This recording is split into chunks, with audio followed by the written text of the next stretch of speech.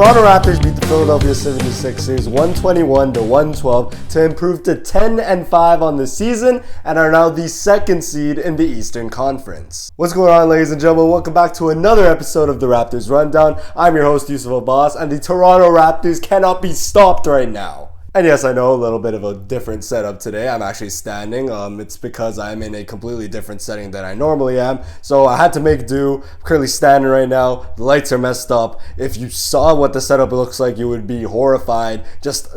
I promise you that the quality of the video won't be that bad. In fact, I can't even say that. In the past couple of episodes, there's been episodes where the camera literally stopped working. I had to just play random Raptor highlights. So honestly, you guys are getting some incredible premium content right here. But yes, the Toronto Raptors are now on their biggest winning streak this season. Last season, if I said that, that wouldn't have meant much because our biggest winning streak was like 3 games. This year, our biggest winning streak stands at 5 games and counting. It's crazy to me because we've now won 2 of the games where, in our 10-game stretch that I was talking about a couple episodes ago, by now it must have been like 4 or 5 episodes ago, I said that in the next 10-game stretch, there were 3 games that I would be allowing the Toronto Raptors to lose. We have won 2 of those games so far, and in that stretch, we are currently 5-0. We have won half of the games of that 10-game stretch. And yes, we've played a couple of underman teams. Yes, we've played a couple of trash teams. But to be honest with you, the thing that separates the good teams from the contending teams is games like these where we're beating the teams that we are supposed to. Let me not get ahead of myself. Let's give a little bit of a game recap real quick. Started off the same as every Philadelphia 76ers game does. Tyrese Maxey is goddamn insane. I mean, the man quite literally cannot miss when he's playing us.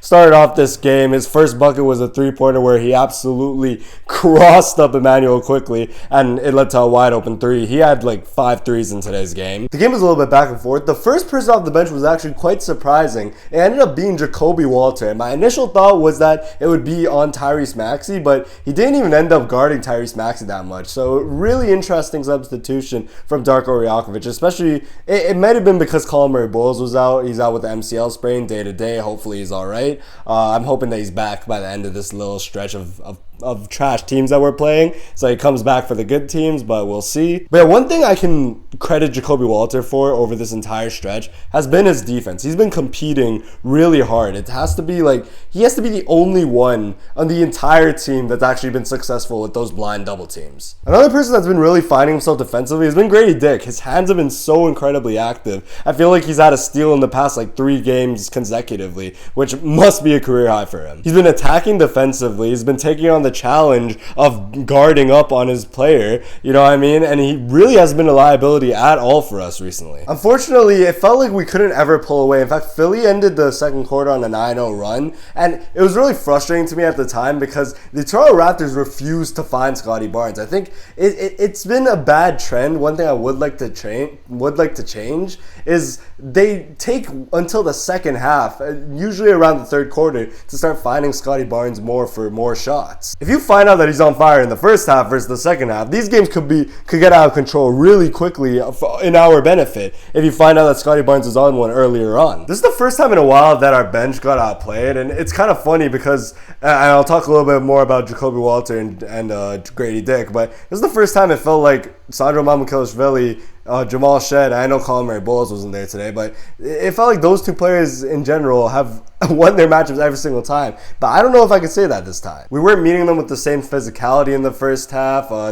We just needed quicker decision making overall. Then this third quarter, which was honestly our most complete quarter, and it feels like the entire season, especially offensively. It was a great start to the quarter. We started off on a 10-2 run. Unfortunately, Brandon Ingram got into a little bit of foul trouble in this quarter. I felt like he could have ended with even more points if he stayed in the game. In this quarter, we saw more of that incredible 2-man game with Jakobe and Scottie Barnes. Their interior passing is just, it's so incredible. I mean, there was literally one play where Scottie Barnes drove to the basket, passed off to Jakobe for an easy layup, and he makes the extra pass right back to Scottie Barnes for a wide open dunk. That play had Andre Drummond absolutely lost. Andre Drummond actually had a pretty good game, so I can't diss him too much. The only thing that kept him in the game was, once again, Tyrese Maxey. He was incredible. He's just way too quick. It's like honestly impossible to stay in front of him. And we have one of the quickest players in the league in Jamal Shed, and even he was struggling to stay in front of Tyrese Maxey. But the biggest highlight, in my opinion, what ended up winning winning us the game was the end to the third quarter. And I give credit to Jamal Shed, but I also give credit mainly to Gradey Dick and Jakobe Walter. I know people are going to give the man of the match to Immanuel Quickley.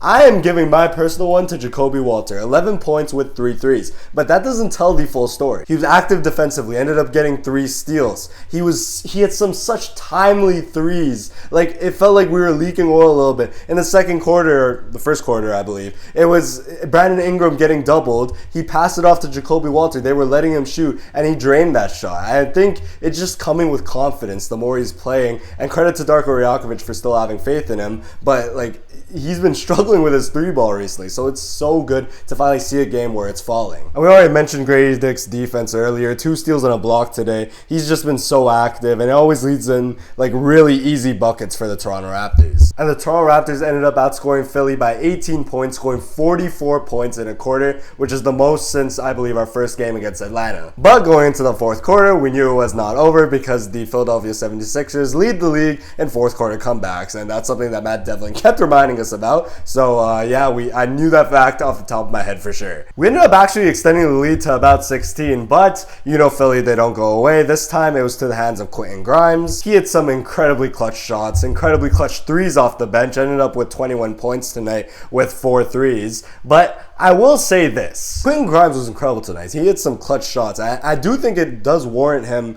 being able to say, this is why I'm taking the shot. But I will say, down the stretch, at the end of the game, he was forcing his shot a little bit. I feel like at the end of the game, this is where you give the ball to your best player in Tyrese Maxey, especially a player who's proven to be clutch against the Toronto Raptors and proven to hit his threes in a timely manner. For the Raptors, the player that won the game for us in the fourth quarter, Immanuel Quickley, who was struggling early on, but had 11 of his 18 points in the fourth quarter. His 18 points included 4 threes, especially 2 massive ones in the fourth quarter, one off of a double team from Brandon Ingram, we'll talk about that, and one of them off of a screen assist from Jakob Poeltl. Ever since Jakob Poeltl's been back and healthy, his screen assists have opened up the game so much for Immanuel Quickley. He's been able to hit so many more threes. I think having that little extra space, because he's not the best ball handler to create that own space himself, so he needs a screen from his big man in Jakob Poeltl, and that screen, just a little bit of space, Immanuel Quickley can drain the 3. Now we know that. But that first 3 was purely based off of Brandon Ingram, and there were 2 big plays in the fourth quarter where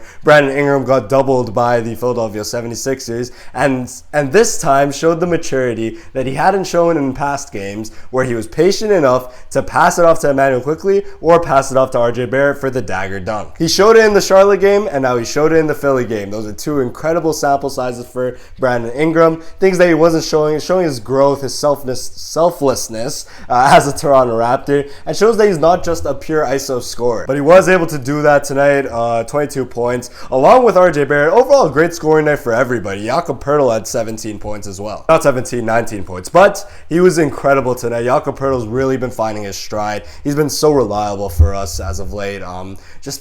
His touch, it's finally come back. The touch around the bucket, I was getting a little bit worried early on because he was missing layups or floaters that were automatic, and now it's back. 8 for 10 from the field. Incredible game from Jakob Poeltl. But the overall message from this game to me is that the better team ended up winning, and usually the better team always wins. Because in the past, I've seen the Toronto Raptors, and I've seen them make these sort of fake comebacks, and it'll be against a team that's slightly better. We'll cut it to around maybe 2, 3, 5, a couple possessions, but then we're never able to get over the hump, and we're never able to win those games because the better team always wins. And what the Raptors have proven recently is that they are that better team. They've been closing out games well, maybe letting teams come back a little bit, but they've been able to close it out and end up with the win, and that is all that matters right now. The winning streak is up to 5, and we've beaten some actual competition. Yes, the Philadelphia 76ers didn't have Joel Embiid or Paul George, but Tyrese Maxey cooks us.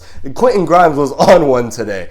Andre Drummond had a very solid game, so in my opinion, looking at how they were playing, these are some great wins. Charlotte showed us a lot of fight with Miles Bridges and Con Knippel hitting everything. Indiana had Pascal Siakam and Andrew Nembhard start the game incredibly, but we ended up closing it out even better. These are some high character wins from the Toronto Raptors, and it's not a coincidence that they're the second seed and the first seed is the Detroit Pistons, another team that's been incredible at closing out games. So the stats of the game, one that I want to talk about, especially as a con for us, the only one for a con, we gave up 16 offensive rebounds to a team without their starting center, and I get Andre Drummond, rebounding is all he can do now at this stage of his career, but we cannot let that happen, especially with our starting center fully healthy, and it was just an effort thing, honestly. I saw like extra second chance opportunities just given up for free, so we really need to clean that up. We struggled with that against Charlotte as well. On a better note, we scored 31 points off their 21 turnovers, and the last stat, we are top 3 in the entire league in points in transition.